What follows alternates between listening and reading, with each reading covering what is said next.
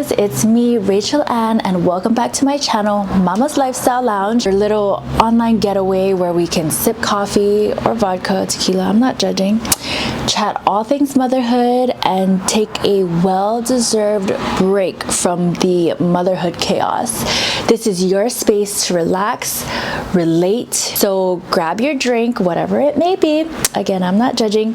Get comfy and let's dive into it.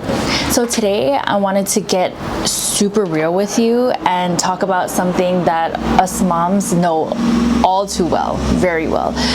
Those things that we go through that our partners may not fully understand. And okay, listen, what the heck was that? This isn't a blame game. Let me make that perfectly clear. We love our partners, and my partner is truly amazing. He is the man of the house, protects it, takes care of us financially, but there are just some aspects of motherhood that you really can't grasp unless you're living it every single day. And we just have a different reality. Am I right? So the first thing is the never-ending mental load. And moms, you know what I mean. It's that running checklist that never shuts off. It's not just about doing the tasks, it's about keeping track of everything, doctor's appointments, school projects, grocery lists, remembering that your toddler doesn't want the green cup, they want the blue one, or they'll completely lose their shit. It's just filled with endless to-do lists, reminders, responsibilities that only you seem to notice. And it's not just about managing the tasks at hand, it's about constantly anticipating what needs to be done next. The weight of it can feel overwhelming because it's always there, even during your downtime, if that even exists. Like, you might be folding laundry while mentally organizing tomorrow's grocery run, or laying in bed trying to remember if you signed that permission slip. And the hardest part is that most of it goes unseen, and it's exhausting, not because the tasks themselves are so difficult, but because the mental juggling act that you're doing, it just never stops, and the pressure to keep it all together is so difficult. And the thing is, even when our partners are super helpful, which they are, they don't always feel the same invisible weight of managing a household. Right? The second thing other people may not understand, and that's the emotional labor. When we're not being the cooks or the chauffeurs, we're managing our family's emotions. We're like the emotional thermostat, We're the ones soothing the tantrums, worrying if the kids are happy, making sure they're feeling loved, but also teaching them right from wrong, and somehow supporting our partners when they've had a rough day. Meanwhile, we're here just struggling to keep our shit together and avoid another mental breakdown. Don't get me wrong, I love being that safe place for my family, but sometimes, it'd be nice if someone, our partner, would say like, hey, how are you feeling today? Can I get you anything? You're doing great. You are doing amazing. Thank you for being an amazing mom, for all that you do.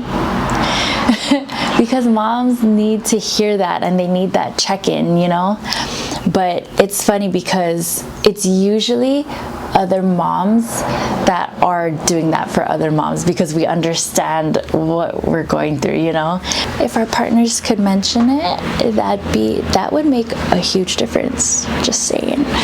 Before I forget, I want to start a conversation in the comments. I want to know one thing that you wish your partner better understood about being a mom. Let me know, because I want to hear your thoughts. And while you're at it, just subscribe. So now I'm going to share my personal experience and my personal struggles, because I know there's a lot of moms that can relate to this. So I'm a hairstylist. I don't have a regular 9 to 5 schedule.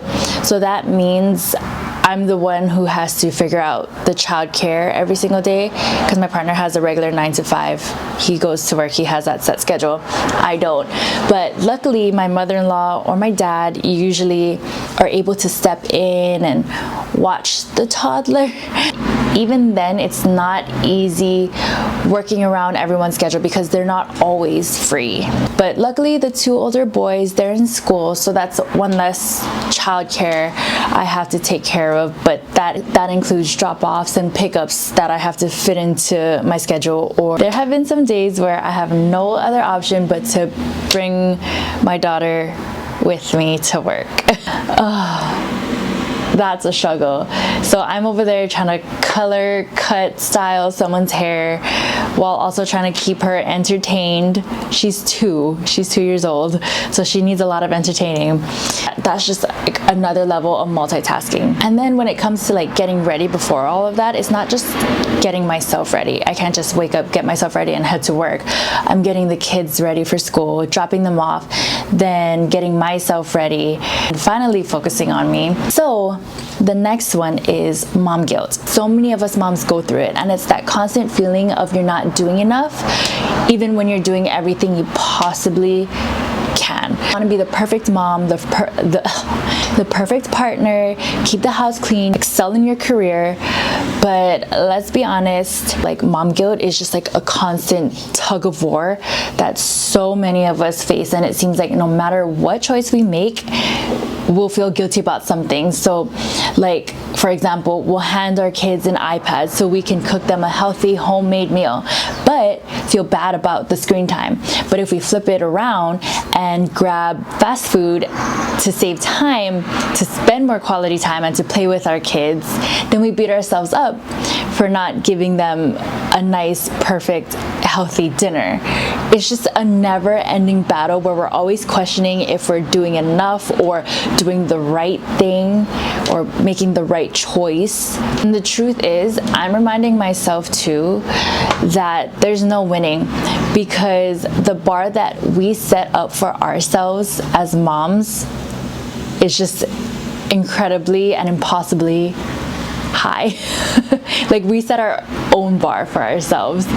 But what matters most is that our kids feel loved, even if that love looks like McDonald's chicken nuggets or an extra episode of Blippi.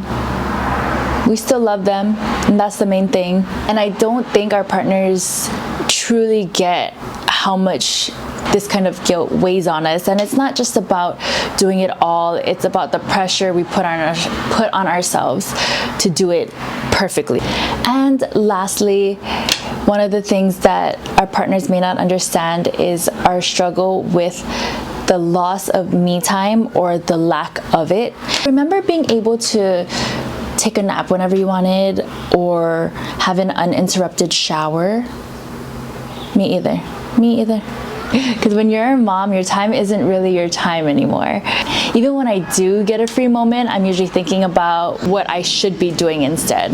So this is a big PSA moment. Our partners might think we're just relaxing, scrolling through our phones. Sometimes it's the only escape we get. For moms, scrolling on our phones often gets like a bad rap. It looks bad. Like, from the outside, it may look like we're just scrolling, wasting our time. But in reality, it's one of the few ways we can grab one moment of mental rest through all this chaos, because our minds are just constantly racing. You know, scrolling through social media or watching quick videos can feel like the easiest, most accessible way to just escape for a little bit, have a little break. But I'm not gonna lie, sometimes I get sucked down the rabbit hole. I know we all do. But don't judge, I'm not judging. It's not us being unproductive, it's about finding a little slice of calm in a world where our brains are just constantly on. You know, that phone moment, that scrolling moment might be the only time in the day where no one is asking us for something. We're not juggling 5 different tasks at once. It's where we can connect with other moms online who get it, just a bigger supportive community. And it's less about the content on the screen and more about giving ourselves permission to breathe. That's what it is. And this goes along with mom guilt, because sometimes we'll feel guilty about taking this break. If you see a mom on her phone, let her be and shut up. She deserves a little social media getaway, so don't judge. Shut the fuck up. Shut the fuck up. To all the moms out there, if you're nodding along to this, or if you can relate to anything I have said, know that you are not alone. And to the partners watching, this isn't about guilt tripping you, I promise. It's about just helping you see what goes on behind the scenes of our brains a little bit. Like, we love being moms. I love being a mom, but it's okay to admit that it is hard. So if this video resonated with you at all, give it a thumbs up. Share it maybe with your partner. But thank you so much for lounging with me. Until next time, take a deep breath, take care of yourself, and I will see you back here at my Mama's Lifestyle Lounge very soon.